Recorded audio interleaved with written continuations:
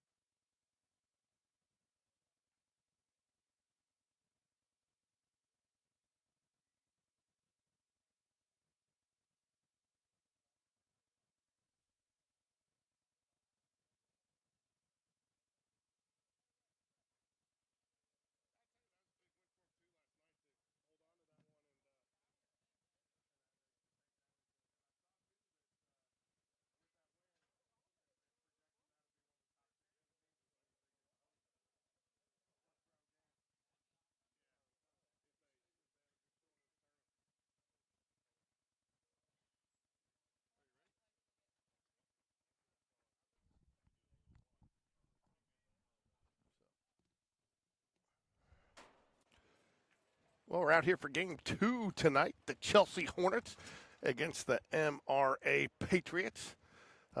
Chelsea's already played one game today. I'm not sure about MRA. Have not been able to dig that deep into it yet. But I want to thank everybody for joining us. We're going to actually probably start this game a little quicker than the 7 minutes at 11, so I'm going to take the counter off. Joined by our other broadcast team, Rick Strawn from the long line of Birmingham Strongs. And Well, George, I'll tell you a funny story. When I was a teenager, one time of course, back then we had, like a 3-inch thick phone book. And I remember opening it up and finding Strawn in the phone book, and it was my mom and then all the rest of my dad's ex-wives. oh, jeez. Way to go there, Ricky. So that does explain a lot, to be honest with you. Yeah. So I'm excited to cover 2 games here. We got area opponent Chelsea against MRA. MRA will be the home team. They are the Patriots. They're out of Georgia, right? Mississippi. Mississippi. I'm sorry. Good grief. Just He don't know his left from his right. I can't get anything right. So He thinks Madison's in Georgia still. yeah. I've never even heard of a Madison, Georgia. So I'm gonna have to dig out Chelsea here on the Appreciate game. head coach Chad Lipscomb. He gave us a roster, and then the parents here were very helpful. We've got several players that are looking to play at the next level for the Patriots. Alex Lambert looks like he's committed to Jones JUCO. Number 2, Will Bizot is a 3-sport athlete for the Pats. And Garrett Gardner, 1 home run on the year. He's going to go to Mississippi Gulf Coast. Case Thomas, all-state wide receiver. He has multiple D1 offers. He's got a home run. No, Jack Poole has a home run. Wilkes Johnson, Pearl River JUCO. Reed Gandy going to Mississippi Gulf Coast. Looks like Rhett Taylor will start on the mound tonight. And Dylan Varnell has 1 home run. And then Samuel Stockett, number 33, is also the starting quarterback on the football team. And then, Rick, you know a little bit about this Chelsea team, right? Yeah, there's a pretty good team. It's loaded with pitching. Coach Stallings gave us a lineup here, and we've got – I'll let you go over, Mike, where they've got a lot of kids committed to play at the next level. Yep, number 0, Cade Mims, going to Georgia Highland. Chase Lackey at Gadsden State. Mac Brazil, Southern Union. Peyton Hunsaker, Nicholls State. And Paxton Stallings also going to Gulf Stallings, Coast. Coach Stallings' son, right? Yes. Ball 1 misses away to start the game here. Opening pitch, left-hander on the mound for the Patriots. Ball 2 in the Walnuts. We'll have to go Corey Black because I didn't bring my glasses. So there's a little bit of script in here. So Hughes batting for Chelsea. Taylor on the mound for the Patriots. Good strike right at the knees. Strike 1. 2 balls and a strike here. Did Chelsea have these Vanderbilt uniforms last season? I don't know. We only played them twice. So. How many times do you need to play them to remember their uniform? Well, we got like 4 uniform combinations, so you can play them twice and not see every uniform. Look, if you just get a couple of different jerseys and a couple of different pants, and you can switch those up and make about 10 combos. So, Ricky, I'm going to put you in charge of uniform combinations for next year. Swing and a miss, strike 3. Well, swung at a ball over his head. Yeah. He wishes he had that one back. Sure. Well, he takes 2 strikes. Takes two balls, comes back, fires 2 strikes, looking, and then gets him swinging on strike 3 with a little off-speed high. Well, it's one of those things we talk a lot about pitchers getting ahead in the count, but if you're a batter and you get behind in the count quick, then you can find yourself guessing all the same as a pitcher. Lackey steps to the plate for the Hornets. Nice little first pitch strike there, though, by Taylor. Taylor's another one. It seems like we've seen a lot of somewhat small lefties this year that have sneaky fastball. Yep. Off the end of the bat. Strike 2. No balls, 2 strikes. Lackey going to Gadsden State. Gadsden State. Gadsden's a nice town with the river running through it. You forget. I haven't been there in quite some time. Well, I was about to say, you called it a nice town. You must have been up there since I was. So when you're sitting well, I went through it, and we had to go through downtown, and they've actually rejuvenated it. Yeah. It's Well, so Gaston's one of those towns, Mike, that used to. It was a little just flare over just the over his head. glove. He's going to hustle, get 2. Should be a good play at second base, and he beats it. Safe for the double. Good hustle, man. That's what you call a C&I's fly ball, or I don't know you call it line drive, but it was definitely a hit, and it just found that open space out there just over the glove of the first baseman. But guess what? On the book, it looks like it was a double off the wall. It does, man. It was good. I mean, hey, you put it where they ain't, right? That's it. no room for pitchers. Well, and I'll be honest. Like, look, so every batter at some point is going to have one of those little handle flares like that pop off your bat. They find green space. How many guys are going to end up on second base, though? And he did that coming out of the box. Before he crossed my line of sight, he was wide open looking to go 2. He's got some heat on that He fastball. does. He's just like you said. It's sneaky. It is. I mean, you think it's going to come out 74 miles an hour, and it looks like he's probably hitting in the low to mid 80s. No balls, 1 strike here to Mims, the batter for the Hornets. Ooh, just must have missed outside. 1 ball, 1 strike here. Mims going to attend Georgia Highlands College. That's in Georgia, George. Thank you. Appreciate that. Kind of like your name. Hey, Ricky, why was he out in front of it? Well, he swung too early. That's right. Gives the runner a quick check. Swing and a miss. Strike 2. 1 ball, 2 strikes here to Mims. Taylor seems to have found his groove after starting off the inning with 2 straight balls.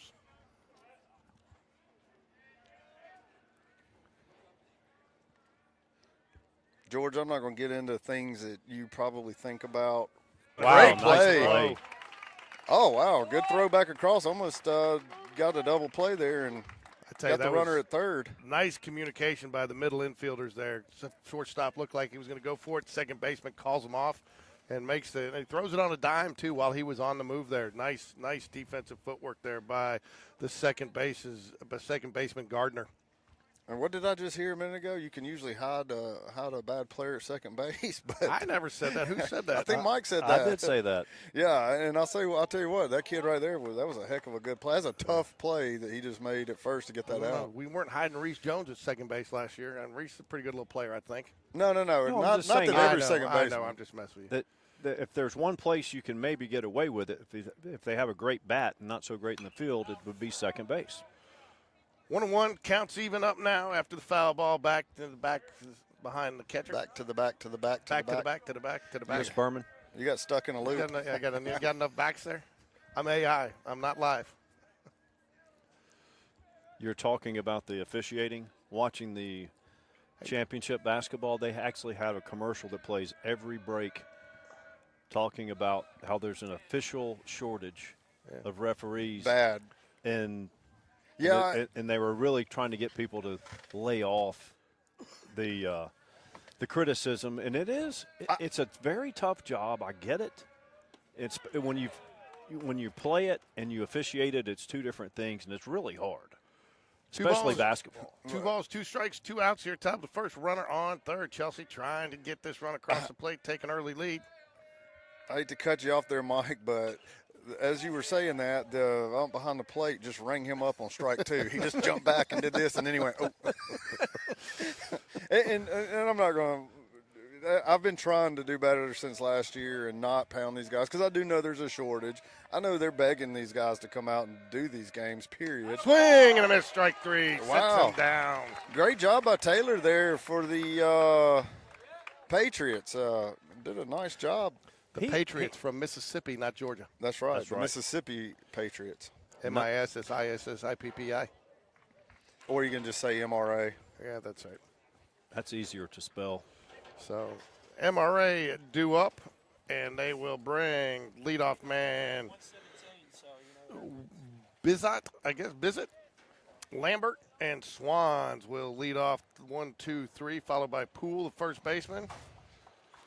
George, how jealous were you and Mike watching all the state championship games down at BJCC? Yeah, no, the football. Super 7? The Super 7 and all those commercials from the Alabama Department of Corrections during the games was amazing. I know.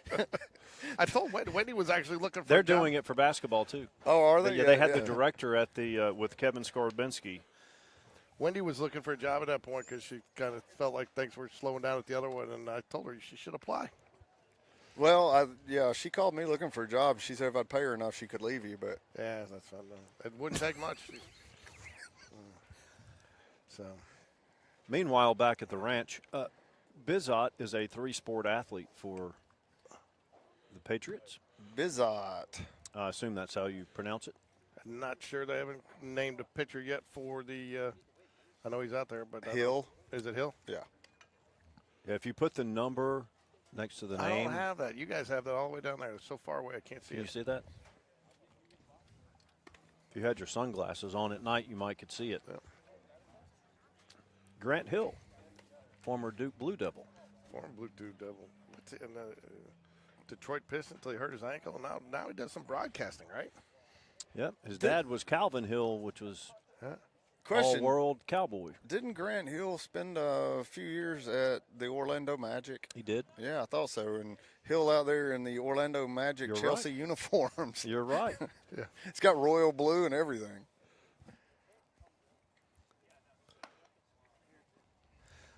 So, Ricky, the top of the first, that pitcher, when you were playing, did you ever face pitchers that where everything, the motion and everything you're accustomed to, you're thinking this fastball is not fast, but it sneaks up on you? That Yeah. seems like what that kid was doing. It is, and you'll see those guys, they have a magical way of just hiding the ball and then having a very short motion. And so once the ball starts coming forward and you pick it up, it's out of his hand. And, and so that can make an 83 feel like it's 88. Right. Swing and a miss, strike one right out of the gate for Hill. And then that's why you got guys like, say, a Randy Johnson who hid the ball extremely well and threw 99. And was 6'8", or Yeah. 6'10". And so guys like that just are magical at it. Called strike at the letters. Now Hill is going to be much more like we're accustomed to seeing out of a senior varsity player who's got a lot of innings under his belt. He's got good mechanics. He understands everything he's doing. And honestly, he's going to mix up fastballs and curveballs. He's not going to be out of the zone a lot. Doesn't walk many guys. Is he a senior? Yeah, he's a senior, and he is. Where's Hill going to school? Is he committed? Let's see. Hill, I do not have anything listed for him. Doesn't Okay. mean he is not committed, but I don't have it listed. Okay. No balls, 2 strikes, and he hits the bull. A little bit high. Boy, I tell you what, I just walked right into that one, didn't I? Another broadcast jinx from Game Day Sports Radio. We do what we can. He hit the bull. 1 ball, 2 strikes. Delivery from Hill on its way. And foul tips. Man, I tell you what, that looked a little off speed, Ricky, and got it up high. It was a curveball that he hung up above the zone and got the batter to chase it. But give him credit because he saw that previous pitch 2 pitches ago was a high strike, so he swung at it to try to stay alive. That's what kills me is like a lot of times if you know that they're calling that high strike, you can't take it. Of course, when it's heat, you can't catch up to it either. And I'll be honest, I don't know if I hate a low strike or a high strike as a batter more. The high strike probably. It's harder to catch up to because you can't. Yeah. And George knows as a pitcher, I love the high strike. If you're heading the count, the high strike is, Oh, yeah. that's just a classic go-to. Well, you've been begging for it. Good at bat. Good play by the third baseman. Nice. And Well, boy, I tell you what, he just made that look easy as it gets. It And did. that was not that easy. It's easy to rush that throw and throw it away. That's where the stat line doesn't always tell the case, but that was a good at bat. First at bat, he got behind, stayed alive, made the pitcher work a little bit. Well, made him throw some pitches, and what do you go? Yeah, 7 pitches there. So, and right now, Hill is struggling up.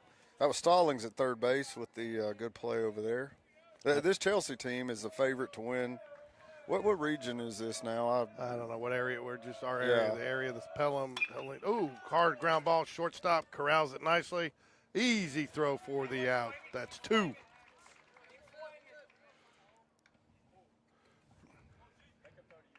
The Patriots, though, put in the ball in play, making the Hornets earn the outs which is what you like to see if you're a coach. You want to see that ball in play, right, Ricky? Oh, yeah. I mean, as long as you're hitting the ball hard, eventually it's going to find a way through. I say that, and might throw a no-hitter for all I know, but generally speaking, you get bad on ball, you're going to finally find something that gets it through. Hey, Rick, one thing we talk about trends and stuff, but one thing I talked to Sean Jones about a little bit last week, it's just seeing a lot more lefties coming through these lineups. Do you think that's deliberate coaches these days teaching lefties because of the premium on them, or do you just think it's just kind of a coincidence? I mean, I don't know. It's probably a little bit of both. I think that back in our day, Gilbert made a nice play on it, actually slammed in the wall trying to catch it. But I'll tell you what, too, the tale of two games there, Ricky. I mean, in the Spain Park game before, I mean, the flags were storched out to dead out. And dead now. Now they're just dead calm. So it is a Steve Holly, no hot dog win. Almost pulled a George Jinx there and said that everybody's getting excited. Oh, that's gone, that's gone. And then I was like, oh, the right fielder is under it. Right. And then I saw him hit the wall, and the ball landed on the top of the wall. Swing and a miss out in front of that one. Why was he out in front of that one, Ricky? He swung too early. That's right. I don't know why these guys keep doing that. This is Jack Poole at the plate. He does have one home run on the year, so he has some power. There's a foul ball out of play back behind home plate. No balls, 2 strikes, 2 outs here. Patriots get on the board with a solo shot from, I can't read that, Swanson. Trying to blow it up, it won't blow up. No, it won't blow, no. What are y'all talking about? He's over here with his fingers trying to make them instead of. This Can is we go a- get my glasses out of the truck, George? We're going to lose our PG rating if y'all keep talking about blowing things up. Ball high. No, I ran out of contacts, so I'm on a prescription ago with these. These are backups, and so I can't really see the up-close stuff. Yeah. Well, I had LASIK. It wore off. Now I forgot my other glasses, so I'm wearing my Mike sunglasses at looks night. like Jack Nicholson out here at the Lakers game calling the baseball. I don't look that old. I was going to say he looks younger. I was going to say you don't look that rich. So But all of the above is true. 1 ball, 2 strikes, 2 outs here. Poole at the plate for the Patriots. Try to extend this little 2-out rally. 2-out rally. I tell you what, this is a little uncharacteristic to see Hill missing this high this consistently. Yeah, he's definitely struggling to find the zone, and it's not. He's just staying above the zone a lot. There he goes. Got that one down, and look what happened. Good things. Ground ball, weak ground ball to first base, and that'll end the inning. Not before the Madison-Ridgeland Academy Patriots get a home run and go up 1-0 over the Chelsea Hornets. Gunnar Swanson went deep to right field. Any viewers from Mississippi watching the Patriots, get in the chat. Let us know. Comment about players. First time we've covered this team. The parents here did a very nice job of letting us know what players are going to go play baseball at the next level. Got several 3-sport athletes as well. Any parents back home in Mississippi or anywhere watching this that want to tell us some embarrassing stories for their sons or grandsons, let's have those. Put them in the YouTube chat. That's right. Game Day Sports Radio, and also this is a live broadcast, but you can also go back and watch it on replay. We'll move it to the baseball channel, but until we do, you can go watch it on replay on the live tab. That old live tab, I used to struggle to find that live tab. I'd be going through videos and looking. Oh, yeah. And then one day I was like, oh, I got to click live. Click that live tab if you want to find these games. Well, now we started I built some channels for football, baseball, basketball, cheer, and then I can move it all over to there, even the live streams. But for the longest time, I would tell people, okay, it's counterintuitive, but if you want to watch the replay, you have to go to the live tab. I tell you what, these Chelsea uniforms do look like Vandy, Ricky. Well, they really do. Yeah, so, all right. So we started to the top of the second. Hornets trail by 1. Is this Brazil? Mac Swing Brazil and at a the plate. miss. He's going to attend Southern Union. We know a couple of people there. We do. 2 of them are at my house right now. Home for the weekend. Ground ball. Looks like it could be trouble. Nice sliding play, but he's not going to probably get no. I'll tell you what, though, you are going to find a better stop out there. Sliding, got backhand, got it just a little too deep in the hole to get the out, but good play nonetheless. As a pitcher, you got to love to have that kind of defense behind you. Little infield base hit into the hole there for the Hornets. Next up, Luke Neal for the Hornets. Tell you what, Luke Neal had a really good outing the other day. Didn't get to see it in person, but looking at the stat line, 4 innings pitched, no walks, no earned runs, and 7 strikeouts. That's a pretty solid relief outing. I tell you, that's trying to bunt him over. I have not seen as good of a bunting clinic as we saw out of the Panthers today from Parkview. That was a master class. And it helps to have the speed, to get those bunt singles. I'm guessing with a school as large as Parkview is, and then they graduated at least 11 guys we know of last year that went on to play baseball at the next level, probably has a lot of juniors coming up that spend a lot of time practicing and fighting for playing time, and those guys are hungry, very hungry. Oh, got to pick off at first, and they don't make the throw. He should have been picked off. Yeah, guy caught him leaning and throws to first, and then play. Great play to get the out. Look, okay. Whenever you want him. Okay, great. But he does get the bunt down, advance the runner to third with just 1 out here. Why don't you tell him to come third inning? Okay. And then I'll get up. He can take my mic, and I'll just work the controls. One down here. One down here. I don't know what they're conferring about. I don't know what he saw that they got to talk about here. He told the broadcast crew to keep it down. Well, I was about to say we saw this crew the last time I saw them get together and try to come up with a decision. They literally picked the worst possible scenario. The outcome, right? Outcome that they could have picked. I told Will what you said from the Spain Park head coach. I said, there were some definite teaching moments in there. You could definitely tell he's trying to school his younger, and he didn't take much consolation in that right now.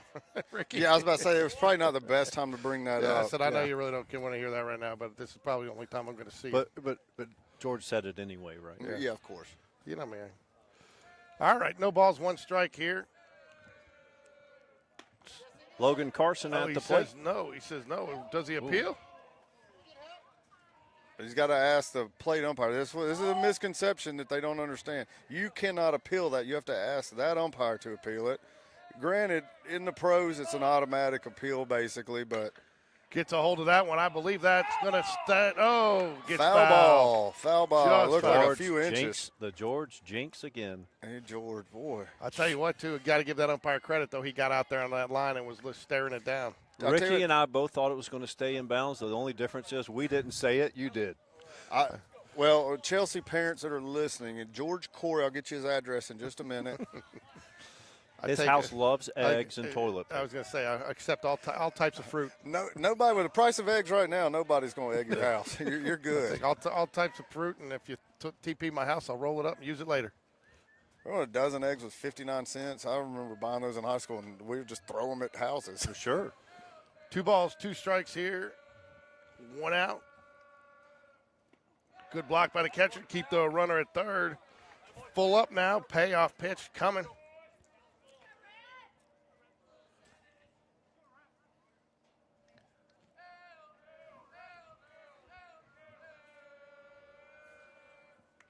Oh. Good eye by Carson. It hit him. I hit him in the knee, and it sounded so solid, and it acted like it didn't even affect him. But I was trying to figure out for a second why the catcher wasn't going after that ball, but I didn't realize that it clipped him at first. It clipped the batter's left kneecap. I guess if you got to put a guy on, that's why you do it. It doesn't count as a walk, right, Ricky? Yeah, that's exactly what I've always said. Doesn't hurt your whip. Yep, doesn't hurt your whip. He didn't even limp. He did. I mean, I know it wasn't 100 miles an hour, but anything over about 20 and hits you square in the kneecap's got to hurt. Doesn't hurt your whip. Does it hurt your nene? No, apparently it does not. All right, you know what this is, Ricky? Runners on the corners. Head, shoulders, knees and toes, knees and toes. All right, that check swing got called. Yeah. I'll tell you what, too, that umpire on that previous one was defiant. He wasn't going to let him appeal. Well, he was, I think, wanting him to turn around and ask him to make the appeal, and if he would have. The only problem with that is what are you going to appeal whether he win or not when the other umpire standing behind second base, you know? Number 5, Jackson. Can you read that's a write-in on the. Dorman? Or Dorman? Dorman. Oh, yeah, Dorman. Okay. Jackson Dorman. We're all struggling with the eyesight here, folks. Fly ball, right side of the field, right field. Looks like he should catch it. He does. That's going to score a run, though. And now with that sacrifice fly out to right field, Chelsea ties the game up at 1-all. Good baseball game so far, gentlemen. Yeah, this is definitely long if it doesn't break out into an error fest, then I'll enjoy this. Well, you know, when somebody said earlier that Chelsea game was over early, I just assumed it had gone, but I didn't realize that it was just a 2-1 game against Gardendale. So it must have been very efficient from both pitchers on the mound. They worked very quickly. Aiden Craven at the plate. Coaches from the dugout asking the catcher to frame it just a little bit longer, see if maybe they can't pick up that call. A little bit of chatter coming out of the Chelsea dugout now. They got a little life getting that run. Are you chewing seeds down there, Sarah? You go, girl. I need some seeds. One ball, one strike, or no, 1 ball's no strikes, 1-run game here. 2 outs, top of 2. If there's Ground ball right side, he's going to take it unassisted, and that will end the inning. Chelsea gets one, strands one, and we will move to the bottom of the second for the Patriots. You right there, Jack? Nicholson. He's putting on layers.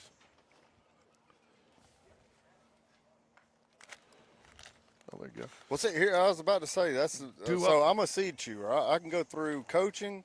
I can go through a few thousand pounds of seeds a season, but I can't eat seeds in broadcast. I know.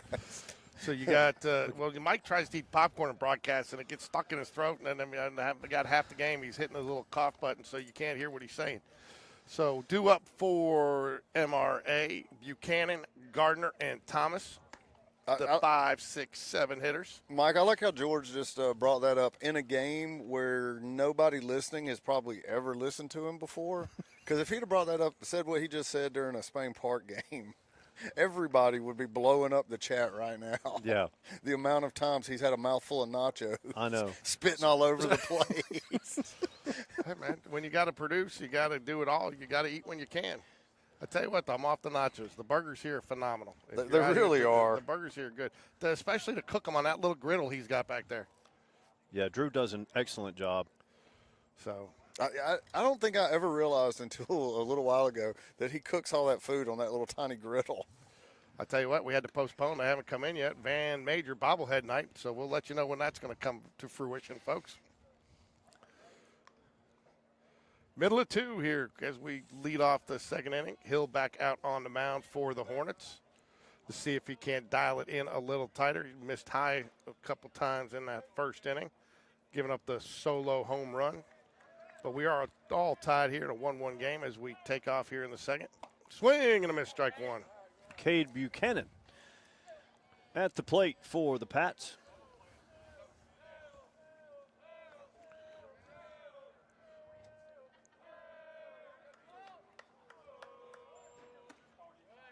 Lays off the outside pitch. 1-1 evens the count.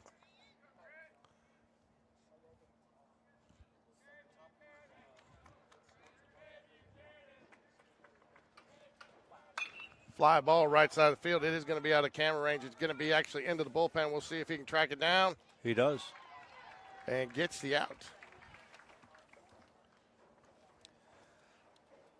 Hope they don't do that often, make me stand up. When we had the third camera, I had bullpen cam up there, but it was too hard to switch to. You didn't want to switch to a third camera? And then broadcast? And oh, speaking, I sold the third camera. That's going to get foul. 0-1. This is Garrett Gardner. He's going to go to Mississippi Gulf Coast next season. It's a good little program down there. He does have 1 homer on the year, so he has some power.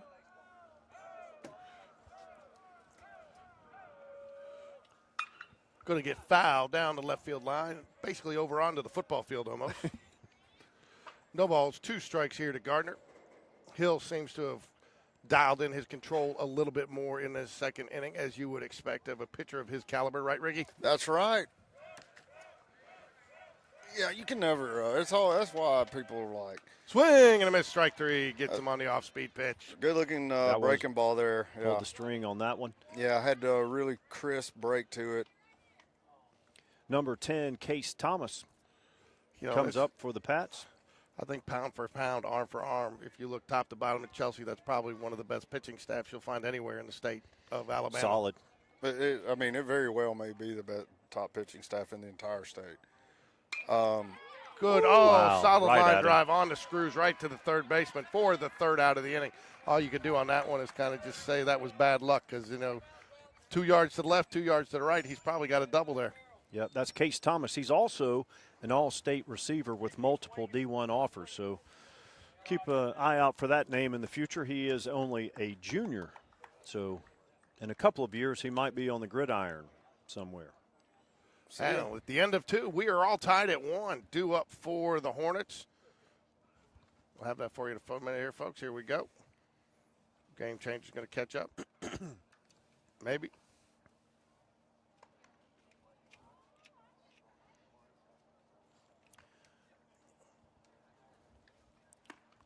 Game changer definitely lag. Whose game changer are you watching? Madison-Ridgeland Academy or Chelsea's? I couldn't find Madison-Ridgeland Academy on there. No, they may not be.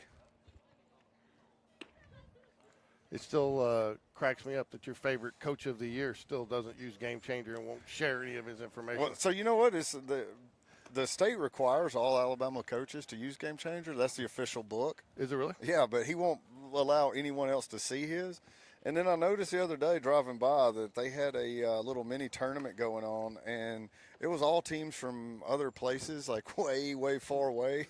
Right. Because he can't get anybody to come play him. And somebody showed me their schedule, and I was like, I don't even recognize anybody on his whole schedule until he gets to area play.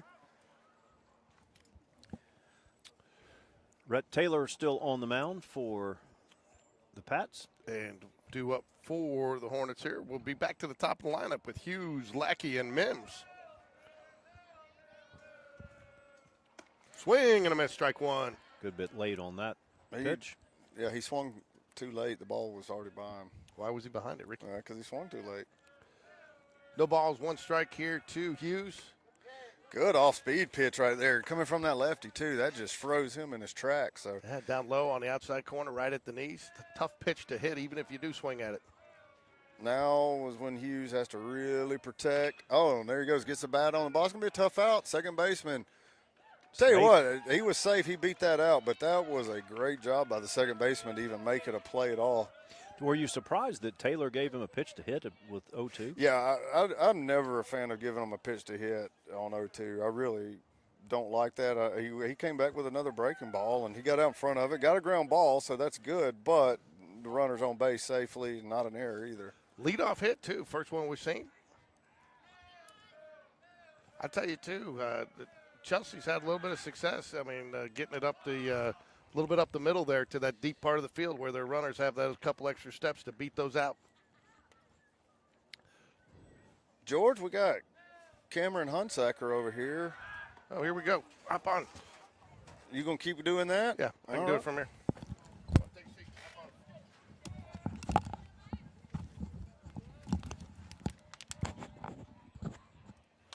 Well, hello, Cameron. How are you, sir? Doing well. So Cameron is Chelsea pitcher Peyton Hunsaker's father.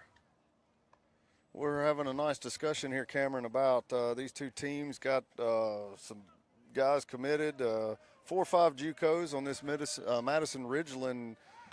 So far, how do you feel about this game? It's tight. Yeah, I mean, both teams look like they're playing. They're well coached. Nice little play there. Close play at first, and coaches get mad when you do that. Well, one away, so yeah, both pitchers seem to be settling in a little bit and throwing strikes. Hill couldn't really seem to get the ball down in the first couple of innings, but now he seems to have found his groove. And sometimes I think pitchers can just start coasting at that point. Once they find that groove, have that confidence going. The home run was a kind of a one-off deal, I believe, but yeah, it was a fluke. A little bit of a fluke, yeah. Yeah. It was funny, though, because I was about to say, I think that one's going to get caught. Then I saw the right fielder hit the ground, and I said, he found the wall first. We heard the thud. Yeah, it was a good hit. Give him credit, right? So, give him credit. That's what we've been saying. You put the ball in play, good things will eventually happen. And if you're a pitcher, you throw strikes, eventually good things are going to happen. And if you walk people and strike out a lot at the plate, you generally aren't going to win a lot of ball games.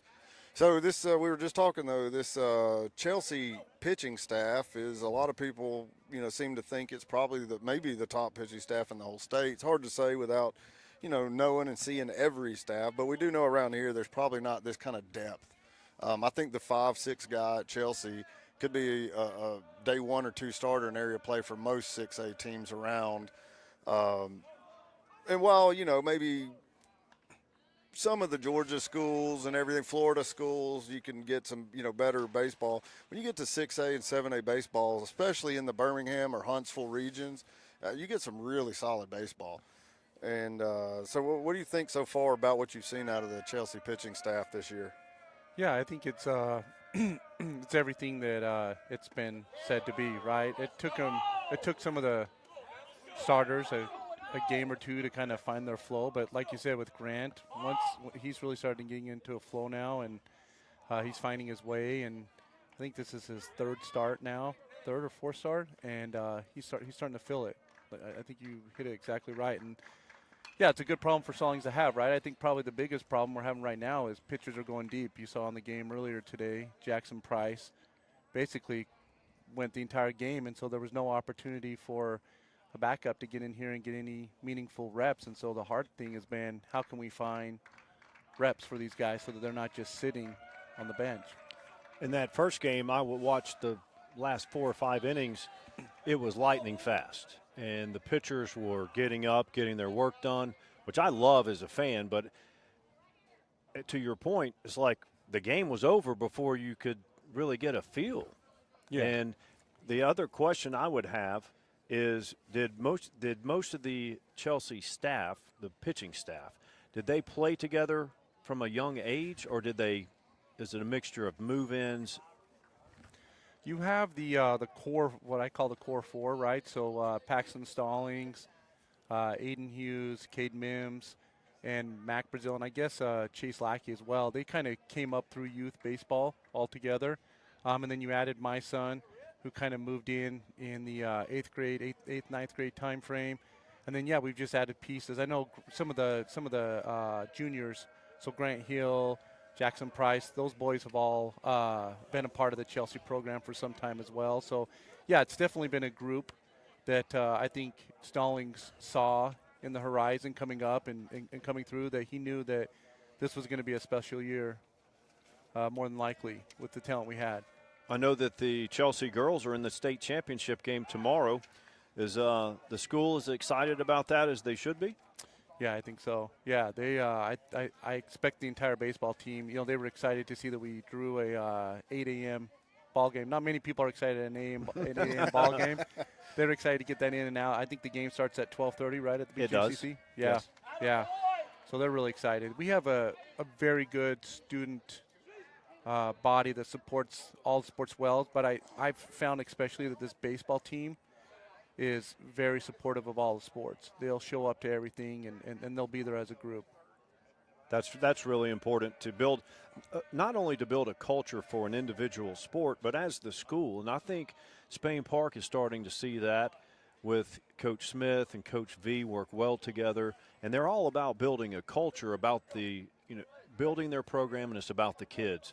So it sounds like Chelsea has the same thing going on. Now, Chelsea girls, they're very good. We also broadcast the basketball game, so we've seen them firsthand, and they are solid. But they are running into a team tomorrow, Park Crossing, and we don't know much about them, only that they're 34-1, and their only loss was out of state against a prominent team. So I think Chelsea still has a chance to get that title, and that's going to be exciting to watch. Where are they? Are they from the northern part of the state, or? Ricky we and don't I know, and I've been here my whole life. I did not know that there was a high school above 4A that I had not heard of before. So maybe it's a newer school. When I say newer, 20 years ago or 10 years ago. Ricky, you going on Nav to find it? I am looking and seeing what we can come up with. Montgomery, Alabama. Okay.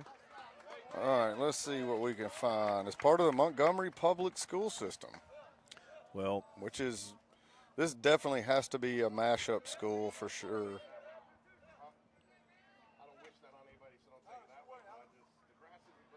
Yeah, this again, same situation as the baseball with the women's basketball team. It's a core group that has stuck together for a number of years, and again, you're seeing the result of having that team play together. I mean, this is again what Chelsea brings to the table, is a core of kids that have just played together for so long and know each other, know each other's tendencies, know how to build people up, how to work with them, and that's what's going to make this team special, I think, this year. one thing that we've talked about often is kids moving from high school to high school. Obviously, if one of the parents has to move for a job, that's one thing, but you're seeing kids move around just like in college, and one way to prevent that is to have a culture and belief like you're talking about with Chelsea. Those kids grow up together and they don't want to leave. Mm-hmm. And that's harder to do these days, even at the high school level. Yeah, we're seeing that. Jackson Dorman, who just came to the team recently, his family moved from Indiana, and I think he is a sophomore playing on our varsity team, which shows you the talent that he brings to this team, because we are already a deep team, and we were able to bring him up. Coach Stallings was able to bring him up and add him to the rotation, and he's been clutch for us in a number of games already, so coming up with hits that we need. Yes, he's number 5, right? 5, yes, sir. So I know there was a lot of talk last year about, because the Chelsea Oak Mountain changed the district up a little bit, and I know a lot of guys left Chelsea and ended up at Oak Mountain. Mm-hmm. How has, it's amazing that this pitching staff managed to stay at Chelsea together. Did you lose any pitchers to Oak Mountain? I'm trying to think. The only one I can think of is Owen. We lost Owen Edwards, who moved over, and I think that was just a culmination of having younger siblings going there and parents just saying it made sense to have everybody go in one direction. We're facing that now. We have a younger kid. Well, I was about to say your youngest son goes to Oak Mountain, correct? Yeah. So it's been a treat, right, when you get rival schools competing with each other, and we try to stay as neutral as we can as parents. My 7th grader plays for the freshman soccer team of Oak Mountain, which again is a 7A powerhouse, right? And so it's been an interesting challenge in our home to just stay neutral and let the kids know that we're supporting both sides. But I won't lie, there has been 1 or 2 times I've walked out the door grabbing a Chelsea ball cap, heading to an Oak Mountain game and realizing, oops, I better fix this real quick. Well, Rhett Taylor gets out of that inning, no runs. He's been solid for the Patriots. You know, you're talking about the Oak Mountain kids that were once at Chelsea. Let's give them a break. They need some athletes over there. You see that new region they're in for baseball? Oak Mountain? It's Hewitt, Trussville, Vestavia, Hoover, and Hoover. Yeah, and Oak Mountain? Yeah. Yeah, poor Oak Mountain. They got jobbed on that one. But that's tough. Listen, I will cheer for Oak Mountain, Chelsea, or anybody else against Hewitt Trussville. So Hewitt Trussville is not a friend of Game Day Sports Radio. And guess what? I grew up in Trussville. So, but yeah, they are. Hey, look, they are what they are. Okay, it's nothing against the players or anything else. It's one person over there that just doesn't like to do things the way that I think it should be done. But hey. You know, a lot of good people over there and good baseball players. They have a talent-rich environment. what they do is they shine the light on all the other schools that do things right. So 20 minutes, they gave me 20 minutes in the dugout. Right. The Parkview team, they talked about it, thanked us for covering the game, gave us all the insight. The parents were helpful. One of the parents helped me put up the game day banner. And Coach Stallings just had us in the dugout, gave us his extra lineup, and went over This Mississippi Madison Patriots team. The parents filled out a sheet for us, gave us a lineup. That's how it should be. We're trying to promote the young kids. It's not about Right. We're not showing this because, A, there's an interest in the local area to watch Chelsea, obviously. It's in Spain Park's area, playing at Spain Park's field. This Madison team, you know, so far it's a fun game. So as long as we're watching fun baseball games, and that's what it's all about, is seeing these kids, you know, get involved in sports and athletics and hopefully go on to the next level. But even if they don't, there's things that my high school baseball coach, wrestling coach, all those guys did talk to me. Today, one of my favorite coaches from high school passed away, Coach Jack Burton. For anybody out there that knows Jack Burton, he was head of officiating for the Alabama Wrestling Association for a number of years. It was a fantastic guy and was like a dad to me. Took me fishing when I was in high school. If I smarted off to my mom, who worked at my high school, she would send him a note, and he would have me down during my study hall, and sometimes he would, you know, put his elbow into my neck, and it was a hard hit ball up the middle for MRA. It's be a single. 22, Reed Gandy. He's going to Mississippi Gulf Coast. Mississippi Gulf Coast Community College. Good school. Used to have a really good football program in the JUCO rankings. Yeah, so Cameron, how about these Chelsea players? Have you heard them talking about state or anything like that, or are they keeping their heads pretty level?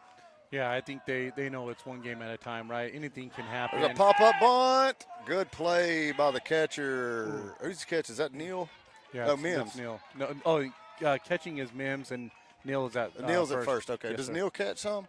He has, but he has not this season. Okay. So, yeah, we're using him at first. Well, yeah, I guess full time. sometimes as a coach, you got two guys that can catch, and only one of them can play first. It makes it a real easy decision. Yeah. I think generally catchers can play first and third fairly well, but he's done a good job. He's been very reliable and consistent, which is what you need at that position. And you know, we only saw Chelsea. Obviously saw a few games other than the one Spain Park played, but really got an intimate experience there with Chelsea and Spain Park in the two games last year.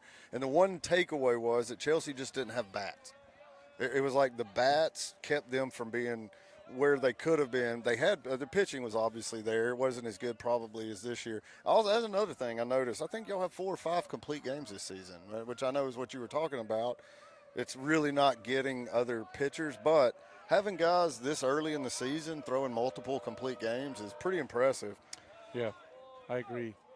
It's again, I think it allows Stallings to gauge where players are at, and you know those extra innings, the 5, 6, and 7 innings that they get early on will pay contributions later in the season, right? When these guys are game tested and capable of going longer games. Does your coach, does the coach at Chelsea view pre-area as preseason or a combination?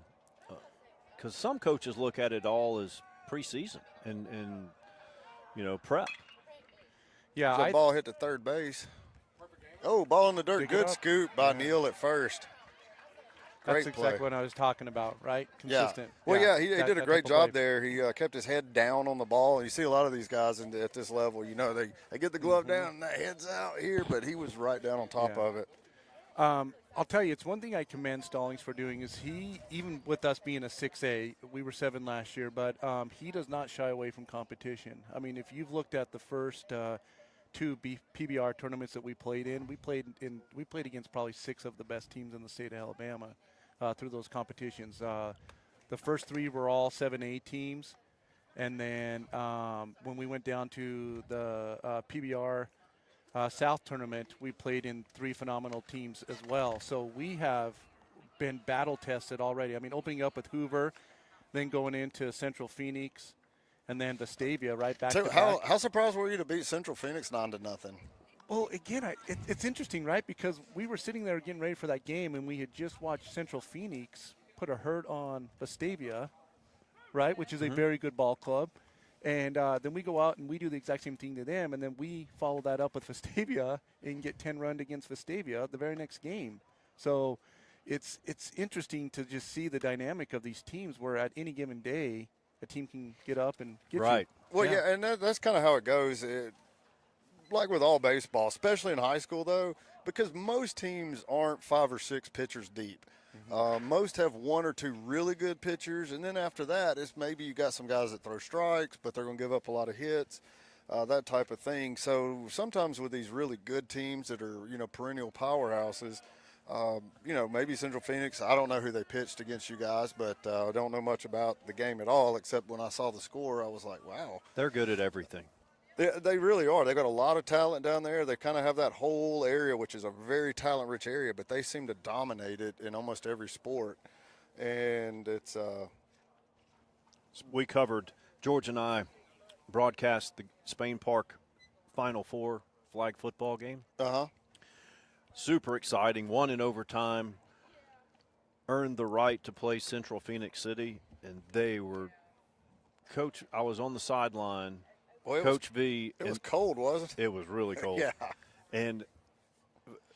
But Coach V and Coach Bush from here at Spain Park, the Central Phoenix City at flag football, they were running high-level sets on both sides of the ball.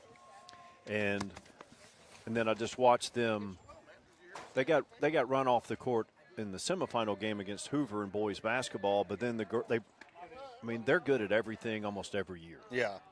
Well, and that's what I think a lot of programs are always – you kind of have it around the state. There's just certain places. Auburn, Central Phoenix, Hoover. I think Spain Park's working towards that. And then you look at up in the northern part of the state, Bob Jones. Bob Jones seems to be – Huntsville. Yeah, the Huntsville area has puts out some really, really top team. James Clemens. You just have certain programs, but – who is this up to bat now? This is number 11. This is Luke Neal. Yeah. Okay, yeah, Luke Neal. So,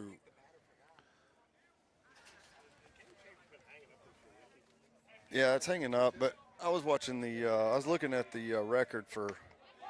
I'll tell you, Rhett Taylor's had a good first He really 3.5 innings. I mean, he's been tough to hit. Well, Cameron, you were talking about that y'all have played really, really good talent. And I'll tell you, so looking the last several years, Coach Smith at Spain Park's kind of done the same thing, played a lot of really, really good programs early on.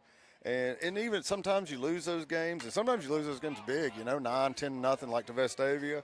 But those games, when you get to area play, in 6A, I mean, I'm sure y'all have already seen, you've noticed it, the difference between top talent in 7A versus moving down, even top talent 6A, you still have some really good programs at 6A. Oxford, this Chelsea program, I think, is a favorite to probably be a Final Four type team. Hartselle, you're right. Hartselle, Hills of Green. Yeah, you got plenty of good teams in 6A. Oh, for sure. Yeah. And and I know y'all just blanked Mountain Brook 8-0 the other day. Chelsea did. But generally, when it gets to playoff time, Mountain Brook's going to be usually a pretty studded out ball club itself. So got a little Logan hit by Carson, pitch there. he has been hit probably 8 or 9 times this season already. He there got really? hit twice in the last game. He's there, Smallwood. Yeah. We had a kid last year, or year before last, Evan Smallwood, and Smallwood got hit 17 times in the season. And he's playing at, what school is he at now? Pensacola. Is he playing at Pensacola or he was – no. No, it's in George. Where's Evan Smallwood? Northwest Shoals. And he got hit in his first at bat, and I think that was his 8th time to get hit this year, playing in college. And then his brother, this was the first game I think this year that his brother Eli didn't get hit by a pitch. And he had a head-on collision at first. Certain guys just attract the baseball, and it sounds like Carson is one of those. Yep. Yeah, it's kind of funny. It's kind of become a joke with the parents over there of when's he going to get hit, right? So. But yeah, going back to what we were talking about around the schedule, I agree 100%, Rick, that, again, Stallings put some challenge. We, for the most part, play straight 7-8 teams through the preseason, I guess you'd call it. And I think it battle tests this team every year, which is why I think Stallings has been able to. There's a high fly ball out to left field. Should be an easy out. And there it is, reeled in by Gandy in left field. But, yeah, I think that's the reason why Stallings has seen the results he has year in and year out, getting these teams into playoff mode, is the fact that he tests his team early and often with good quality competition. So let me ask you this. This is the most important question I'm going to ask you. What do you think about these black and white pinstripe uniforms? They grow on you. They grow on you. They would have to, because I'm not a. Spain Park has some this year that are baby blue with white pinstripes. Hate those. I just hate colored pants. I personally like the royal blues that they wear. Yeah. I think it looks good. A couple of the boys have some blue cleats that match it as well, and I just think it looks good. It's a good combo, and this combo is easier for me to handle just because Vandy's been doing it for about 8 years now, and so I've already seen the black with the white pinstripes. And but anytime I see colored pants, I start getting a little turned off, But every school seems to do it now. I mean, I don't even like Madison-Ridgeland's navy blue pants. You want straight white? White, gray, white with pinstripes is fine. Oh, there's an error there by the first baseman, Jay Poole. Discharging that ball and caught it right off the end of his glove. And he's going to put Craven on first base. Carson moves down to second on the error. Yeah, this is a move that Stallings made, at least this year, that I've seen, where he has had Aiden Cravens hitting in the 9-hole. And it has so far paid dividends. He was our leadoff last year for most of the season, and they moved him down that 9-hole, and it has put us in a position inning after inning where we start at the back end of the lineup, where he's able to get on base and produce something and let us get back up to the top of the lineup and put some power behind the ball and score runs. I was at, probably 10 years ago, I was at the SEC tournament, and there was some coaches who were sitting. It was a Florida coach, and he was a hitting coach or something. But anyways, a couple of assistant coaches sitting right behind us, and I was listening to what they were talking about. And one of them was talking, there's another hit by pitch there. All of a sudden, Taylor, who's been pitching a gem, has hit 2 of the last 3 batters. Anyway, these coaches were talking, and one of them was talking about their leadoff guy had really been not having a good last few series. And he said, I don't know. He said, if we drop him down 3 or 4 spots, he goes, no, just move him 1 spot. And the other coach said, you want to bat him second? He goes, no, 9th. And he said, move him 1 spot backwards. He said, I've never seen a leadoff batter who doesn't get their mojo back when they get dropped to 9. Right. And sure enough, the guy he was talking about, I looked later, he went like 3 for 4 in that game. And, and it's just one of those things where all of a sudden he's going to get a lot more fastballs. And sometimes that's all it takes just to get that groove back. There's a ball fouled out of play over the first base dugout. Plus the anxiety of leading off a game, right? It's like when you're in a slump, then you get it out. You're not going to bat that first inning. Yeah, right. And it's just like any batter that gets in a slump and suddenly they've 15, 16, 17 times haven't got on base, and then you get them to bunt for a base hit. Okay, they come up, they lead off an inning and drop the first one down. Third baseman's back at the grass, and he gets on base, and then boom, his slump's over because all he really needed was just to get on base and feel part of the game again. And now his confidence is going. So, like in basketball, a catch and shoot, 3-point guy, and he's cold. Get him a free throw or a layup, and then the next thing you know, he's on a tear. All right, Lackey, he's going to have a hit. Oh, center fielder comes in, makes the catch. That was Swanson. There ends the inning, and Chelsea strands the bases loaded. Coach Stallings is not going to like that, and I'll tell you, no coach ever will. Rhett Taylor gets out of that jam. Shouldn't have been in that big of a jam, but the first base, I don't know if the first baseman was going to be able to make a play, if the pitcher was going to cover in time, but it looked like he would have, but Taylor gets out of it. Still tied at 1. Tied at 1, got a good pitching battle going on here, and even though the Patriots just got themselves into a little bit of a jam, they worked their way out of it. I'll tell you what, there's still nothing, and I hadn't coached a baseball game in several years now, but there is nothing that's more frustrating than getting the bases loaded and stranding them. And I've watched Spain Park in their last 3 games twice now strand the bases loaded after loading them with no outs, and that is just maybe demoralizing. It is. As a coach, you just want to lose it. Well, but today they didn't load them with no outs today, but they stranded bases loaded twice just in today's game. Today they did load them once with no outs. Oh, one of them was with no outs?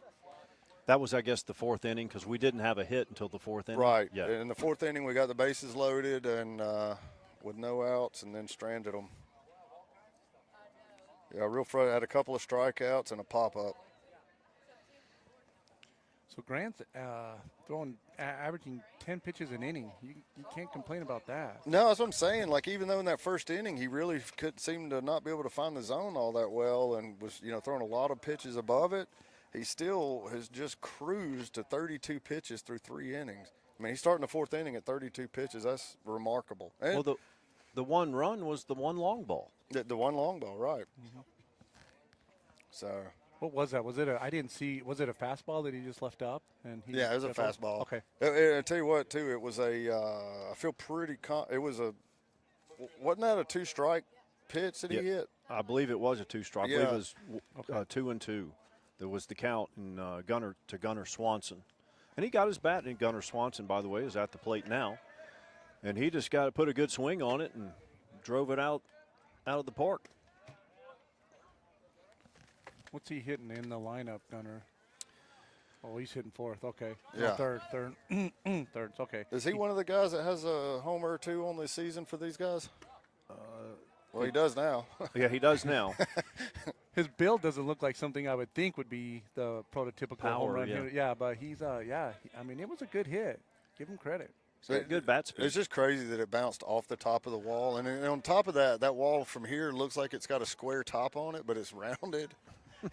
So for it to bounce straight up and back over. What is it, a 8-foot wall? It's an 8-foot wall, yeah. Okay. Except for that little cutout over there. I had a good time cutting that wall out. You guys have it looks like folks stand back there. You guys have a barbecue? There's a deck. section back there, a deck? Yeah, Okay. there's a deck back there, and when we built that last year, we cut the wall down to 6 feet, and the top railing on the deck is right at is even. Good pitch. That's the Grant I'm used to seeing. Yeah, you can. Well, so when Grant's on the mound, George and I talked about this yesterday. Is there certain players that when they step on a baseball field, they look like baseball players, and coaches can become addicted to them. Now, Grant's obviously is a baseball player, and he looks like one. But we were talking about over the years, we've seen guys come through Spain Park's program that would put a uniform on, and you would look at them and go, that guy's in the pros. He's a 10-year veteran in the pro, and then he's terrible at baseball. And the coaches struggle to figure it out because they pass the test so well. David, how are you? Well, it's the same thing when how you carry yourself and the body language when I was coaching basketball and playing, when a kid walks into the gym, you can tell if they can play. You don't even have to see the ball in their hands. You don't have Swing and a miss. He's again, Grant comes from good upbringing. His brother Brock is at UAB now. Okay. In a closer position, and was a very good pitcher for Chelsea in his day.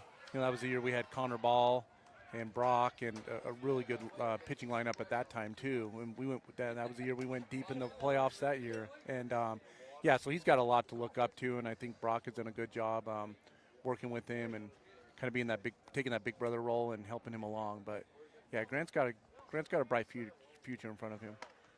Cade Buchanan at the plate, number 12 for the Patriots. We are tied 1 apiece in the bottom of the 4th. Yeah, he's starting to find his stride now. Sat the last 2 batters down. He gets better from what I remember last year. He gets better the deeper he gets into the game. Which a lot of our guys do, again, which is the problem that I think Stallings is having is, do you pull a guy when he's pitching as well as he is, or do you let him flow? But at the same time, again, it comes at the detriment of all these other talented guys you have sitting on the bench that can't get into the game because there's so much there.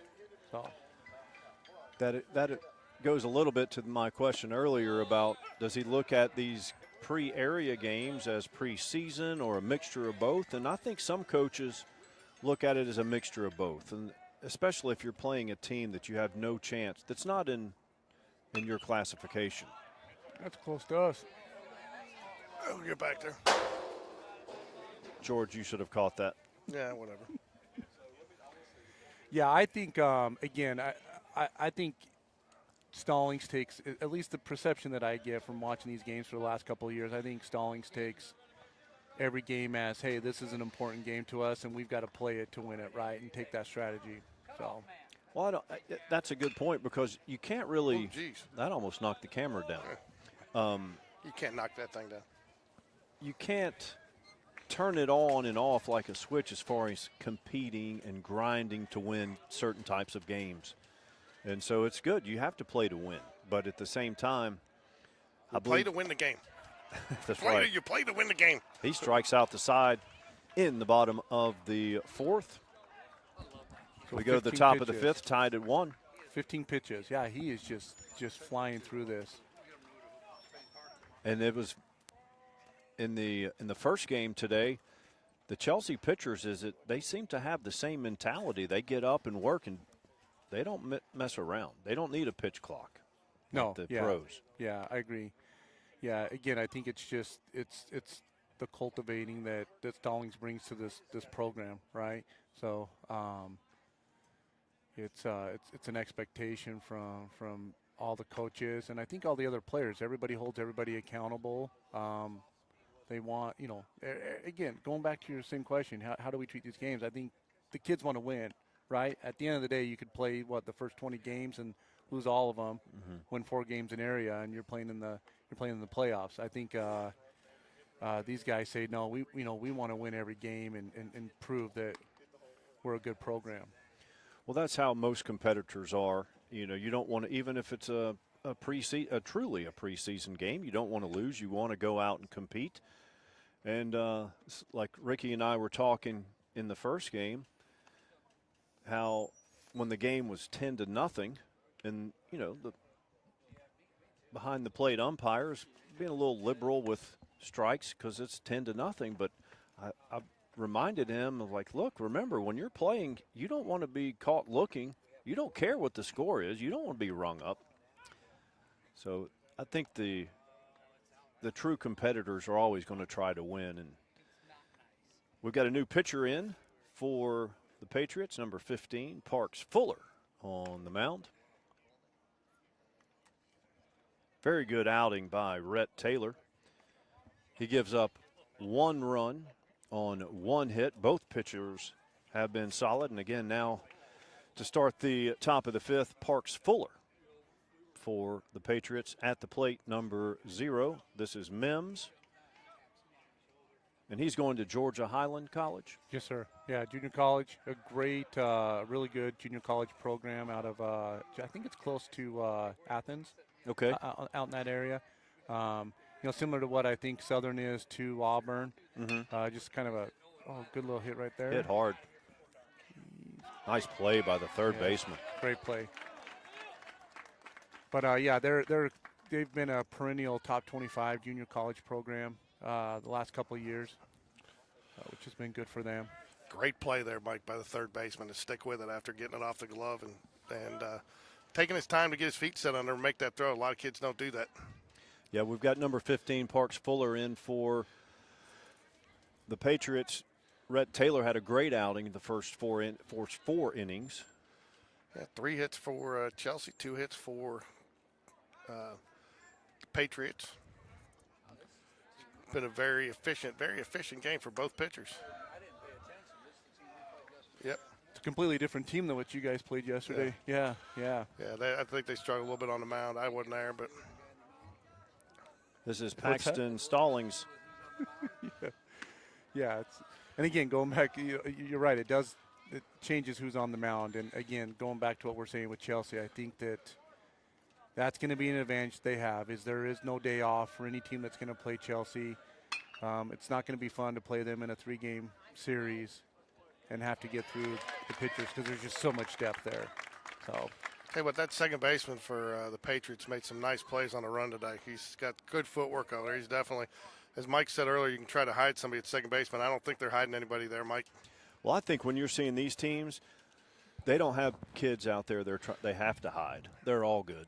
And I think a lot of these kids that are playing second base here, if you put them on a different high school team, they can play short or third. You know, we talk about, making the move to 6A.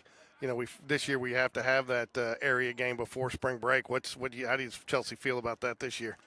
Because it does bring a little different dynamic because you break it up a little bit, Yeah, and I can't remember who we go with. It's us. It Spain is Park. you guys. It's Spain Park. Yeah. So we got it. In my mind, we get that one out of the way. We can kind of figure out where we stand coming out and then you got that tournament over spring break for us. I don't know what's up, but it's just a little different dynamic. Yeah, I think we're heading down to the beach for a beach tournament over spring break. What is Spain Park doing? We'll be here we play at the one over Hoover, at the Hoover Met. So for some reason, too, we always get stuck with the Illinois and Ohio teams.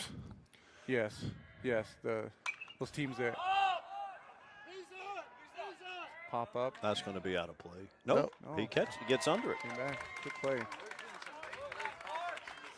I'll tell you what, Mike, you get the credit for the jinx. That's going to be out of play. Keeps it in. So the Chelsea family will give them your address so they can come at your house. So with the just tell them to throw it softly so I can catch them at the cost of eggs now. The Game Day Sports Radio jinx. Tell them to go ahead and hard boil it for me and then place it on my porch. So I would think Ricky left permanently, but he left his phone. So. No, he's with Spencer looking for water for the trees he wants to put in. Oh my gosh. He asked Spencer some pen. Now he's got Ricky out here always doing landscaping. He doesn't even realize it's turf yet. Rick trying to find the sprinklers for the turf. So I gotta admit I was a bit impressed too with y'all's new facilities out there, getting to play out there last year. I know that was a work in progress for a couple of years and with all the facilities, but and then the other question I was going to ask you is, are you guys going to get off in time to go watch the girls play tomorrow in the state championship? Yeah, we had that conversation just a minute ago. Yeah, we have an 8:00 game tomorrow, which I think was by design by Stallings, right, to give this team an opportunity to get out there and watch the girls, hopefully put a good game in there and bring home a state championship. Yeah, that's a solid team. We played them twice this year, and we know them very well. And a couple of our girls have played some AAU with them, and played 3 times. Yeah, you're right, and played them top all 3 times. But that's just that they press so well. And what's the tall girl's name? I'm drawing a blank. Yeah, Chloe Ford is the Hoover girl, and she's hurt, and she got in my mind, and I can't think of. It's not. It is Haley something. Off Chelsea? Yes, tall girl. Knee pads. Yeah, I don't know. Anyway, she's just solid, and she's hard to defend. And I mean, she had one where she blocked a shot, hit it, and then saved it going out of bounds. Nice bunt. Bare hand play. Pulls him off the bag. That's a tough play. Yeah. Good. I mean, good play. That's Stallings, isn't it? The coach's son. Yeah. Yep. Yeah, he let his momentum drive him, threw it back towards his body, took him off the base. Garrett Gardner gets on base. Garrett Gardner will be playing at Mississippi Gulf Coast next season. Now at the plate, number 10, Case Thomas. Again, he's a all-state wide receiver. Only a junior, but has multiple D1 offers to play football. I tell you, Hill with his quick delivery to the mound too is tough to steal on. Yeah. When the pitcher has it going and he delivers it so quick, I think it puts more pressure on the batter. Yeah, I would agree. Yeah.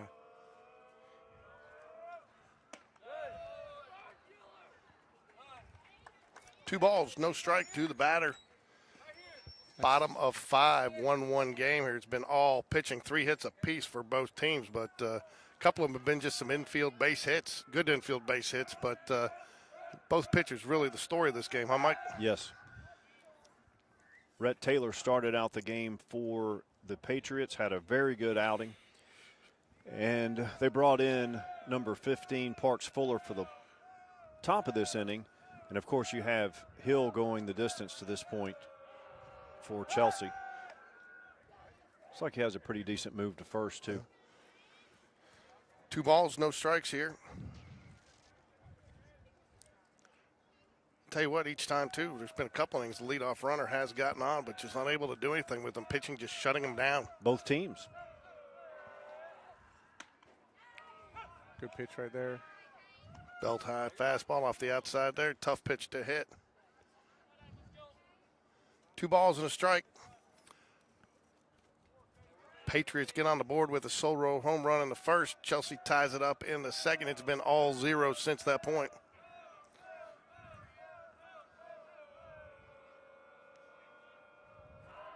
Runner goes. Oh.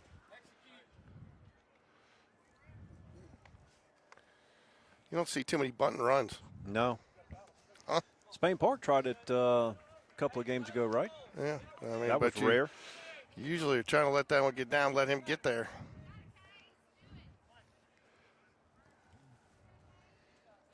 Unless maybe you catch that third baseman coming in sleeping and maybe you try to steal a base off or something like that, but that's a big if. Full up here. Let's go. Payoff pitch on the way.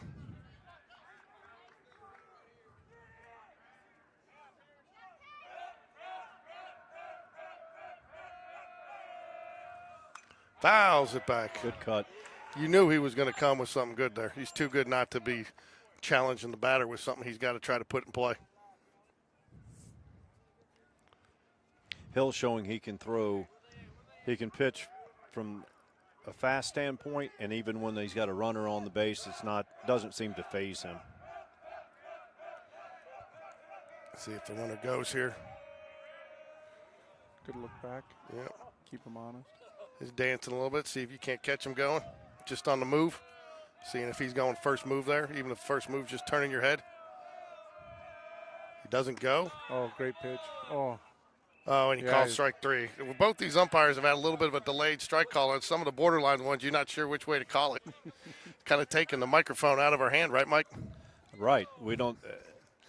The only reason I knew that was a strike because number 10, Thomas, had his mouth like, well, that was close.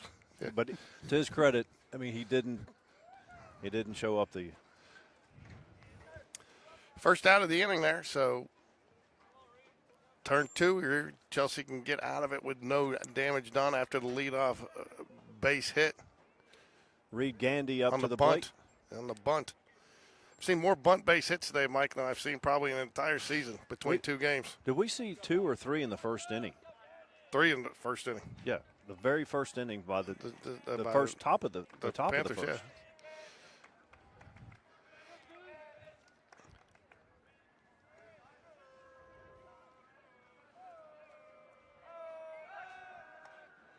Keeps him honest over, gives him a quick throw over there.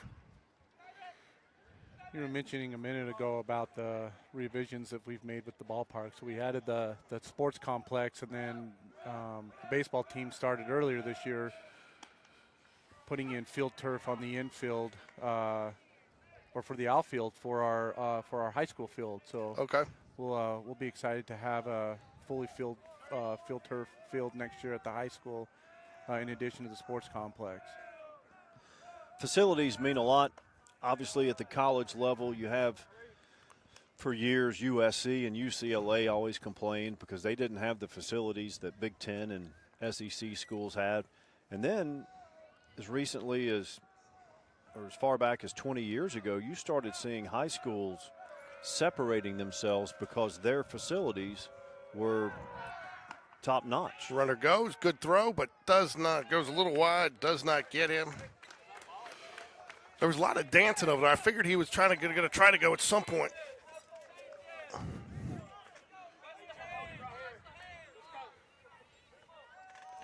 Yeah, facilities was an interesting conversation with us as we watched my son visit to different schools through his recruiting process and just see the difference. And good fastball right there. But Outside, catches the outside corner, strikes 2, evens up the count.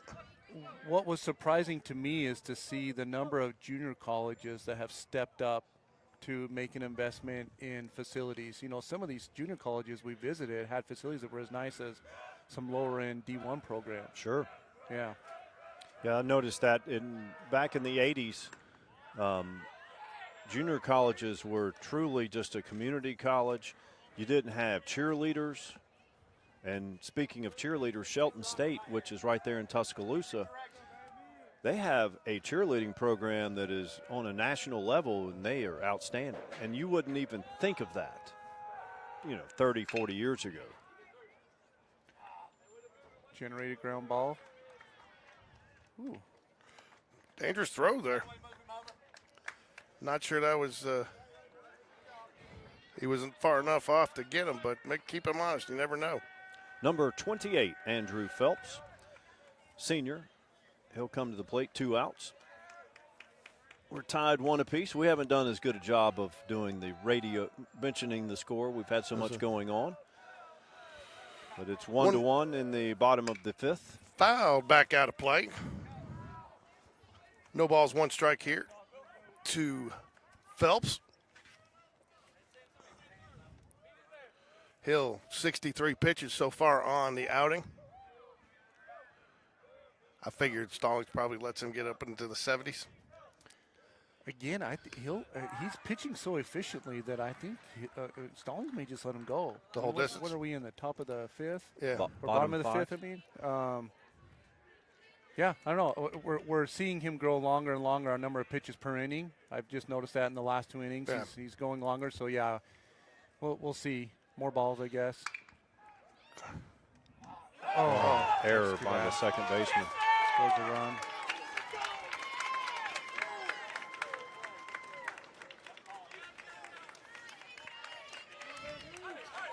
Couldn't tell if it took a squirrely hop or. It did. It came a little off the end of the bat. I think it still should have been fielded, but I think it checked right a little bit on him when it hit, and it kind of took him off the side. So Patriots take advantage of the Chelsea error. I think that's the first blemish for either team. So Chelsea gets the run. Gets a run on an error there. Will Bizot, hope that's pronounced correctly. Again, I have in my notes he is a 3-sport athlete, obviously baseball being one. You sure? Well, if it wasn't, then he would be a 4-sport athlete. Swing and a miss, strike 1.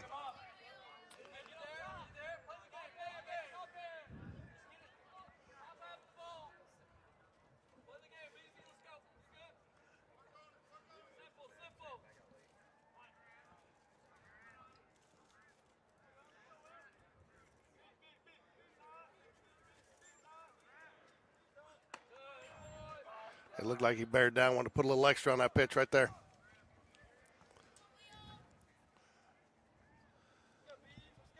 Phelps, the runner at first. Bizot is your batter. Hill is your pitcher. Mims is the catcher. Pop fly should be a routine over for. That'll get him out of the bottom of the 5th. So what can you give us a preview on? You played the Gardendale Rockets. We got Spain Park plays Gardendale on Tuesday night. What did you see out of the Rockets today? Consistent pitching. Man, their leadoff number 1. That kid is just strictly power. I think he's an Auburn commit. Okay. Yeah, really good ball player. Plays first base. But again, it's just they're like Central Phoenix, right? Just a good, consistent ball program. I mean, I've seen Gardendale play baseball probably a handful of times, and they just consistently put up good competition, game after game after game. But they had really solid pitching today against us, and again, just good consistent hitting, right? Just good ball club. Yeah. Why do you think they lead him off if he's got that power? I don't know. I honestly don't know. Maybe I guess just to get a body on a base. I thought the same thing because he was hitting 4th last year. Because I remember we played him last year in that early PBR tournament where it was like 20 degrees. I remember that. Yeah, man, it was bad. It miserable. was cold Yeah. and windy. So even if it wasn't 20, it felt like it was 20 below. Yeah, and he was hitting 4th. That I remember, he was hitting 4th last year. So I don't know what the adjustment drove there, but yeah, he's a solid body. Yeah, they were part of that game with y'all. I believe it lasted 1 hour and 37 minutes. So pitchers made quick work of each opposing team. Up at the plate for Chelsea, number 11. This is Luke Neal.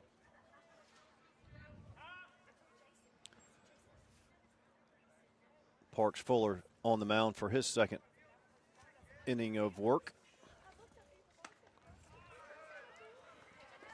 What would you say is there one or two things you can point to about the durability of Chelsea's pitching staff? They're going so deep and getting complete games. Is there something in the training? That ball's hit to center. It'll drop. Nice line drive base hit. Leadoff base hit. Second inning in a row we've seen a leadoff man get on. Last inning scored on an error. So Chelsea going to try to answer quickly here and get this game tied.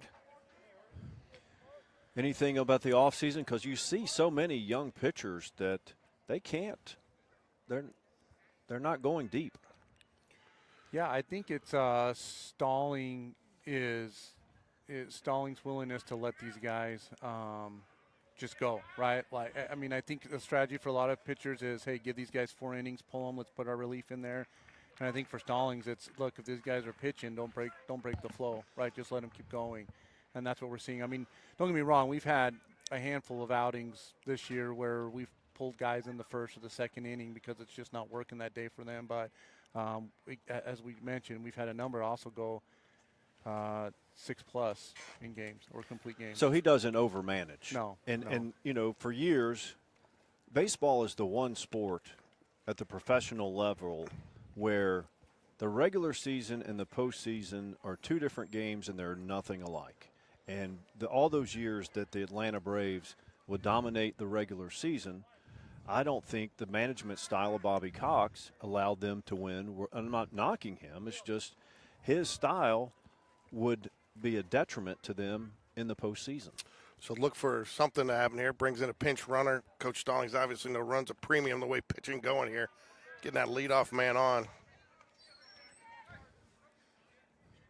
Ball 1. Logan Carson at the plate. Might look for him to steal here. Runner or a bunt. Third baseman is in, prepared for it, just in case. Good move. Oh. I think he got him there, and he just didn't call it. Slipped. I don't know. I thought he might have. I couldn't tell. I thought he might have gotten his hand. I thought he got back. It looked like he got his left hand around and onto the base, but he definitely slipped. And Yeah. The tag was there. I just think the hand got there a little bit quicker. I do too. I thought he was in. I would have called him safe from where I was sitting. But it was close, no doubt.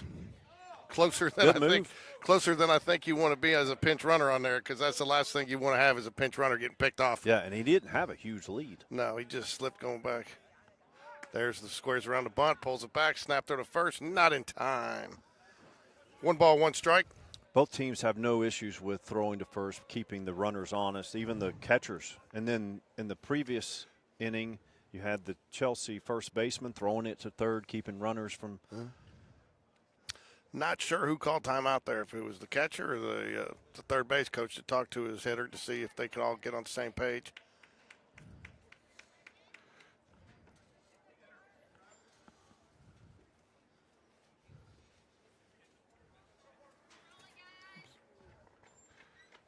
So we have officially lost Rick, right? He is taken off. No, he's here somewhere. I don't know. Apparently, he's trying to figure out how to get water to some trees he wants to plant out there.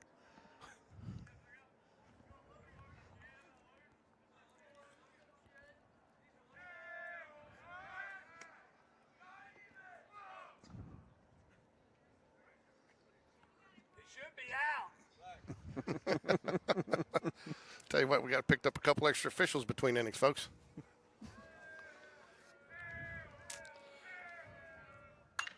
That ball's hit deep to right field.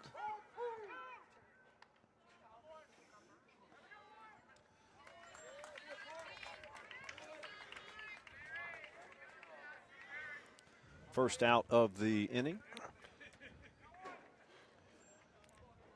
It is 1-2, right? The scoreboard out there still has it 1-1. So Yeah, it's 2-1. I don't know where they missed that. 2-1 in favor of the Patriots.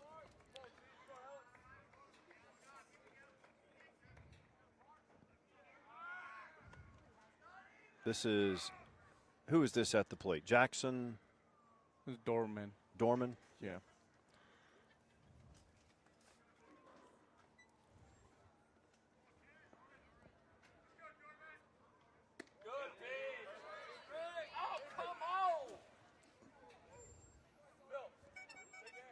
You always know it's a tight game when you hear a lot of parent background noise, Yeah. right? Well, when it's 8-0, you don't hear a lot. No. All is quiet when it's a blowout. I tell you what, those pinch runners doing his job a little bit. He's got the pitcher focusing a little bit more on him, and as that happens, you start to take away his rhythm a little bit, and that's when you see a situation where you get a walk or a timely base hit. I was thinking the same. Almost like the close call on that one pickoff attempt is. Haley Trotter, that's the one I was thinking about. Yes. At Chelsea, she is just solid. I mean, there's a lot of teams just don't have an answer for her. She's good inside, outside. He goes. The throw, it's going to be low, and he got him. Yeah. I tell you, he slid too early. Yeah, He ran out of momentum. I mean, he was in slow motion by the time he got to the base. He should have slid a little bit. We needed Ricky here for that description. So that looked He like slid me. 5 feet too early. That looked like me running the bases. Well, I wouldn't know about that. Yeah. So I think you would have turned an ankle about 10 feet before that, as would I. That's a tough out. That's tough. Yeah, that's. Do you think he just misgauged where he was on the? Yeah, I think he tried to go down because the throw was coming. The shortstop made the play, to position himself, and I think he thought that the ball was coming and went down too quickly because he was going to beat. He was going to beat the throw. Yeah, he beat the throw. He just needed the base to be 2 feet to the right in order to be safe. swing and a miss. Strike three in the dirt. I'll tell you, the number 15, Parks Fuller. I sit there and say the pinch runner's doing his job, and he was. Looked like he got a good jump there. I think he just misgauged it and slid too early. But again, how quickly just that one play can turn the tide of a game, and you're looking at one out runner on first to all of a sudden 2 strikes and shutting down the inning. Yep. So we head to the bottom of the 6th. Yep. Chelsea has only one more at bat. Is that how that works? Mm-hmm. I'm sure? doing my Rick impression. All right. Well, if we were playing in the major leagues or college, you'd have 3 more. Well, and this is where I think, again, if we were in the majors or college, Grant would be sitting, and they'd be bringing in middle relief to set somebody up for a close or to finish this out, and instead we're riding with Grant to let him get as many innings as he can. And look, he still has great velocity. He's not, as George said, it seems like he's getting a little stronger as he's going. Here you go, Rick. You can finish it up. 68 pitches through It's 6 nice that you innings, could join us again. or through 5. I'm sorry, but when I got Dave here to answer questions, I know. I hear you. Ladies and gentlemen, Rick Strawn back on the broadcast for you. I know you guys missed him just like we did.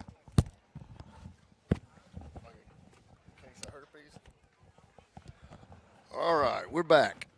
How about that Willie Mays Hayes slide out there at second base? I did walk out from that, and I was like, oh, my goodness gracious. He stopped a foot and a half short. We knew some comment was coming, Rick. They said exactly that, Rick. They said, we need Rick here for his comment. So, well, that was the first thing that came to my head is Major League. That's what I thought when I saw it. So, Yeah, when Willie Mays Hayes dove back to first base, and the first baseman was going, come on. He did. He was. I don't know how good y'all can see it from this angle, but back there when I walked out of the locker room, he was this short. Yeah. And I thought, oh, my goodness, that's not good. I thought he might have slid on time, but got caught in the. It looked like, and so, hey, does Chelsea have artificial turf now? At the sports complex that we're playing on right now, we do, yeah. Okay. And so sometimes you see those, because I know Vanderbilt's field several years ago, I think they were at the time the only SEC school with artificial turf, and their guys would start their slide 20 feet and still go 10 feet over. Oh, wow. Because some turf will just slide different. The walnut husks that are on the infield part of this don't slide the same for whatever reason. I remember we first got it, guys. Yeah. And then stopping short. Yeah, and I think he just thought that he was going to just zip right on past the bag, and it just stopped like he was sliding in wet clay. For those keeping record, I don't know if you had walnut husk on your bingo card. Well, so, and yeah, you probably don't know this, but everywhere where the tan is, the infield, everything that's supposed to be dirt is filled with crushed walnut husk instead of rubber. Everything else has the regular black rubber pellets in Yeah, you it, can but see the it, yeah. walnut husk make ground balls not bounce the same, as they don't shoot up in the air. You get a truer dirt bounce out of it. Interesting. It's a new product, but it's actually something now that we are actually going to start using on artificial turf for residential use. Do you just rake it in the same way? Is it Yeah. all? Is the process the same? Okay. Vibrate it in, Gunnar work it all Swanson. down in there. He grounds out to the third baseman. He did have a home run to start the scoring for the Patriots. Went deep to right field. Now number 11, Jack Poole. So, Cameron, have you noticed whether Stallings has any kind of a definitive pitch count, or is he just going to let them go, anywhere in the low hundreds? If you had been here, you would have heard that whole thing. Well, sorry. George said you were trying to water turf. I was trying to water trees. We're trying to put a bunch of big, tall evergreens behind left field from basically over to about 30 feet left of the foul pole all the way over to where all the area flags are. We want to fill that area with big, tall evergreen trees. We don't have water access out there to water them with. Okay. And we don't want to put $10,000 in trees out there and then have them all die in a year. Right. So I've been trying to get with Coach Spencer to so we've got a plan now to get that done. And then we want to put a flower bed in front of the new Spain Park sign. George can get buckets of water and do it manually. He just lives up the road. We can just send George down here a couple times a week to water everything. But, yeah, before we do that, we obviously can't spend, a ton of money on putting trees out there and then have them all die. So, because honestly, I wouldn't have minded if they just let the pine trees go all the way around. But well, what type of tree? I know you said evergreen, but a pine's an evergreen. So what type of evergreen's going to be over here? Are you going to put a Japanese cryptomeria or a green giant arborvitae? One of those two, we don't really know. Just kind of, most likely we're going to use green giant arborvitaes and put out there. We had the trees ready to go about 4 months ago, but we still couldn't get access to water. And, if we do, though, just a little bit at a time. We try to spend $15,000 to $20,000 on improvements for the baseball facility each year when the budget comes out. We usually set that aside. And well, 58 years ago when I was in high school, no fields looked like this. Oh, absolutely I mean, not. Yeah. I mean, it was nothing. Major league fields didn't look this nice. It was right. So it's. And I'll be honest, this was one of the nicest grass fields in the state before they took the grass up and put this turf down. And I was one of the people who was really disappointed that they were going to turf. I understand the reason for it. And if I was a coach, I would probably be all for this too, because the amount of hours that those coaches, Coach Spencer, Coach Smith, had to dedicate to maintenance on the field. And they still have to do a lot over here on this field. Re-edged it this year, so it's got clean grass edges and everything. It's in good shape, but ultimately this is just a million times better. And so, Chelsea, y'all are doing new field. Yeah, we're tearing out the they're laying down. We had infield that was field turf, and then they are tearing out the sod in the outfield to make it field turf as well on the high school field. And then obviously sport complex it's field turf on the infield and then grass on the outfield. Again, I don't know what the strategy or thought process was behind that when they built that, but well, I'll tell you, I mean, honestly, it probably a lot of it's budget related, and could be. That's why, nothing out here at this field at Spain Park has been overnight. This is 20 years in the making to get it to where it's at right now. Coach Spencer, who I was just talking with, and some other coaches 10 years ago put this outfield wall up themselves. And a bunch of coaches ordered the materials, and, obviously the school paid for it, but then they did the installation because they didn't have the money to hire a professional team to do it. And it's remarkable it's still standing. Tries to lay down the bunt. Rick, the trees you're putting in the outfield, how tall are they going to be? Are you going to let them grow in, or what's the plan there? Yeah, it's basically to fill in that gap where you see the school so right there. 15, 20-foot trees? Well, when we put them in, they're going to be about 10 to 15 feet, but they'll grow to about 30 feet tall. Yeah, because it's a great view. When I walked in here, I was looking at that and saying, man, what was the story behind us having a hard cutoff and then nothing? Well, I think it's just the way that there's a lot of space back there, and they wanted to fill that in. They planted all these pines 20 years ago, and now, they're all 40 feet tall or so. And then that was just because there's just that little narrow road, and that's why we're just going to put a slight staggered group of trees and then a bed in front of the new Spain Park baseball sign over to the left where you enter, and then we just want to fill that gap in.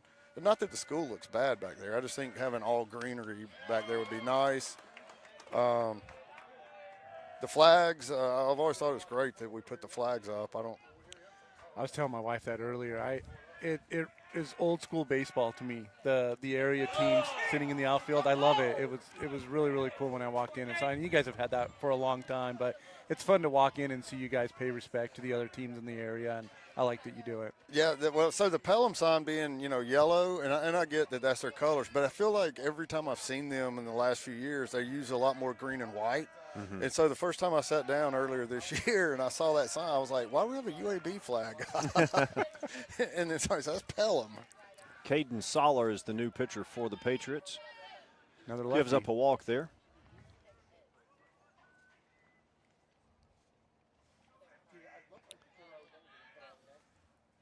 This is Lackey, number 1, going to Gadsden State. Gadsden State. Lackey looks like he's a speedster. Very quick, yeah. Yeah. Yeah.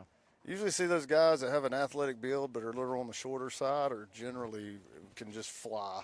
Yeah, shortstop, very consistent. What's the brothers that played at Vestavia? I think there's one still there and one left last year maybe. Tonsmeyer? Yeah, that's it, Tonsmeyers. Yeah, they have 2 there, yeah. Number 1, number 2, they hit first and second. Are they both like sub 5'6"? Yeah, they're short guys. Yeah, but they can just fly. Like when they start running, it's like, good God, he's on second base already.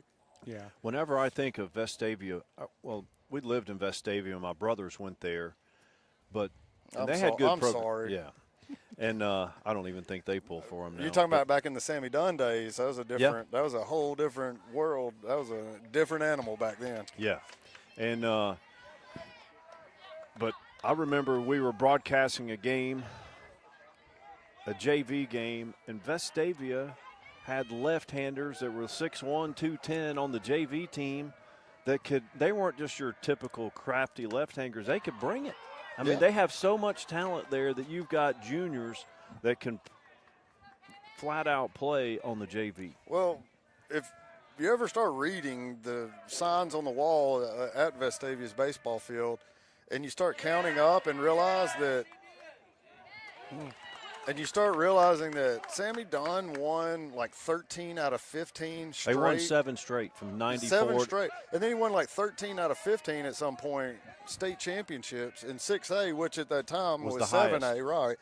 And it was just nobody will ever dominate a sport the way that Sammy Dunn did baseball. Not at that level. 1A, 2A, 3A. Oh, yeah, maybe. Of course, yeah. You might find a Wadley or somebody like that makes a run over a few years, but to do it for 2 decades, to just dominate the highest level of baseball in the state is incredible. Of course, Cameron wasn't around for that. You were still in Utah as a youngster. Utah. Yeah. Yep. Did you go to school at BYU? I did not. No, I went to a school just down the road from there called Utah Valley University. At the time, it was they're now Utah D1 in basketball. Yeah. It's grown a lot. I mean, again, it was a state college when I was there, and now it's UVU, right? State University. So. Those Utah schools, Southern Utah, Utah Valley, they're playing big-time basketball now. So, all right, Cameron, sitting over here on this side in the enemy den, and you heard all these parents get all excited about that strike right there, and then you see the player act like that was nowhere near the strike zone. we watch this all the time. Watch Spain Park guys do it, throw a fit. And from here, obviously, we can only tell up and down. It's really tough to tell if it's close to the inside or outside corner. But when you see a player that adamant that a ball wasn't a strike, and sometimes it's just like it was way too dang close with 2 strikes for you to act like that. Right. Yeah, you know, and I'm not picking on that kid because they're high school kids, and I see 100 of them do it a year. Tell you what, it's got chilly out here. It has. This is like that Utah weather right here where it gets real cold at night and it'll be 85 in the daytime. Yeah, 40-degree swing. Good mountain weather. Is Utah the most beautiful state in America, Cameron? I don't know. It's interesting to go back there, right? Because again, growing up, you think it's this beautiful green state. And then you come to the south and you realize what green really looks like, right? Right. So we go back there now, and I do really realize that it's a desert mountainous landscape, right? I mean, very arid. You deal with this humidity and then go back to Utah and you're like, it's dry. Chapped lips and bloody noses and everything that comes with being in that dry weather. But the mountain, you cannot trade the mountains for anything. No. The mountains are amazing in Utah, right? And every time I go there, it's like, wow, you forget how big and just amazing the mountains are in that part of the country. Anytime I've ever flown through Salt Lake City for any reason, if you're in daytime in Salt Lake City Airport, there's not a bad view. Right. No. Every window you look out, you see a mountain. It's like they're purple with a white tie. They look like they're painted with crayons, It's just amazing. I know people that have taken the train, the Amtrak trains to the West Coast just for that view, to go through, because it goes through Utah. Yeah. And it goes through, I believe, northern Nevada or southern Idaho. And they're just, the main purpose, they're not really they'll get to California and just fly back. But they want the train ride. Oh, yeah, I imagine that's a pretty nice train ride. You get the mountains of the north, right, and then you head south and get Bryce Canyon and Zion National Park and everything that offers. It's a great visit.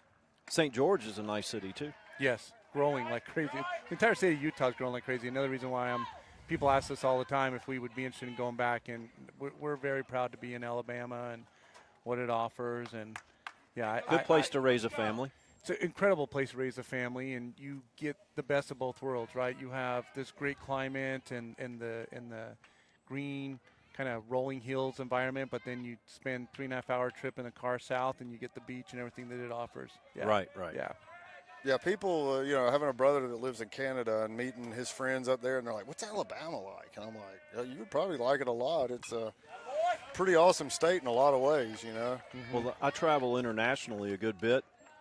Or I have over the last couple of decades, and people ask the same things. And, it's like there is no Greenbow, Alabama. There's no, the 60s were the 60s, and things are different. And they're not as – it's still problems. Diverse. But people just have it still has the stigma. Yeah, you can't sit on that. Come on, Pack. Yeah, and that's that thing you see, and you'll see it's almost catching on fire right now with the Chelsea batters, where none of them are getting a great pitch, and so that's frustrating them. And that's just one of those things where, that's what's good, though, that these things happen now, and you hope that obviously the players grow and learn from it throughout the season. And when area play rolls around, they know how to break out of that as it starts happening. Because you see it constantly, calling all these games every year. You see what just happened. Several players in a row just get a third strike. And look, I've stood back there before and watched. In high school, you get 5-6 inches off the corners. As long as you're in between the knees and the belt, if your ball's 6 inches off the plate, you're almost going to get that call, especially on the outside corner. Well, Avery, Maddox, Glavin, they got it in the major leagues for years. Now, I'll tell you what, last Wednesday at Trivia over at Beer Hog in Pelham, I got a question correct that I don't think – that's a high fly ball on the infield. Third baseman's coming in calling it. Great. That's the ball game. That's too bad. That is the ball game, and the Madison-Ridgeland Academy varsity Patriots win 2-1 over the Chelsea Hornets. Good ball game. And, Unfortunate anybody had to lose that ball game. Yeah. Both teams, I feel like, played really well. Good pitching. Sure, if you ask Coach Stallings right now at Chelsea how well they played, he'd tell you not very well. But One error. Yeah, one error, but that cost us. Yeah, it was a costly error. But you lose a game 2-1. That error is probably pretty costly, and it's unfortunate. But that's why you play these. And I'll tell you what, though, this is Madison-Ridgeland Academy. well coached. Well, they played. Watching them play yesterday against Spain Park did not look like the same team today. Really? Okay. Yeah. I didn't get to see any of yesterday's game. Yeah, no, they did not look anywhere near like they did today. And sometimes that's traveling, whatever. Your guys maybe ate at the wrong time or something. But anyway, No, it was good. That was a good ball game. And unfortunate for Grant to take an L in a 2-1 loss, right? I mean, he pitched excellent. I don't think you could have asked for 76 pitches through 6 complete innings, no walks, 6 strikeouts, gave up 1 earned run.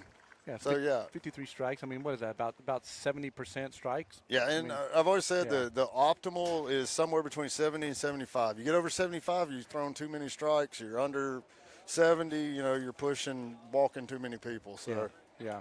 No, it was great. yeah, I thought he did a great job. Well, that's going to wrap it up here for Game Day Sports Radio and Chelsea versus the Madison-Ridgeland Academy game. Mike, Ricky, enjoyed it. enjoyed it, and thank you, Cameron Hunsaker, for sitting down with us. And For having me. good time. It's our first non-Spain Park game to call. We're going to try to do a lot more this year. Probably won't be a lot, but last year we called some playoff games for some of the other schools around. So I think keeping up with this Chelsea team is going to be a lot of fun this year. Should. Get to see them twice at least. Yeah, we're going to see them 2 more times. So Soon, too, right? I mean, middle March. yeah, 6A playoffs start a couple weeks earlier than 7A did. So before the spring break, We're off the air. George. Oh, Oh, he killed us. all right. Nice.